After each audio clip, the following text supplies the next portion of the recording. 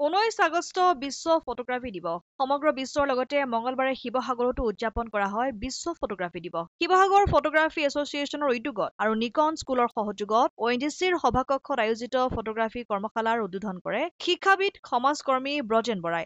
আন্তঃৰাষ্ট্ৰীয় খ্যাতিসম্পন্ন ফটোগ্ৰাফাৰ প্ৰয়াত লুইত চলিহাৰ প্ৰতিচ্ছবিত শ্ৰদ্ধা অৰ্পণেৰে আৰম্ভ হোৱা অনুষ্ঠানৰ কৰ্মশালাত ৭৫ গৰাকী সদস্যই অংশগ্ৰহণ কৰে। নমস্কাৰ। সৰ্বপ্ৰথমে আজি বিশ্ব ফটোগ্ৰাফী দিৱসৰ সকলোকে শুভেচ্ছা জ্ঞাপন কৰিছোঁ। সমগ্ৰ দেশৰ লগতে আজি শিৱসাগৰতো বিশ্ব ফটোগ্ৰাফী দিৱস উদযাপন কৰা হয়।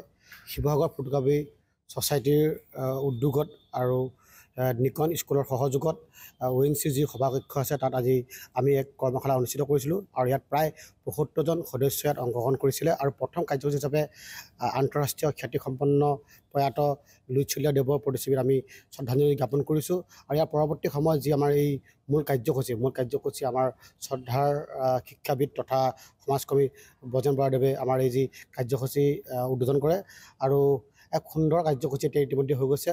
প্ৰায় ৭৫জন যুৱক ইয়াত অংশগ্ৰহণ কৰিছিলে এই ৱৰ্কশ্বপত। শিৱসাগৰৰ পৰা সৈয়দ মুস্তাকুৰ ৰহমানৰ ৰিপৰ্ট, অসম আদিত্য।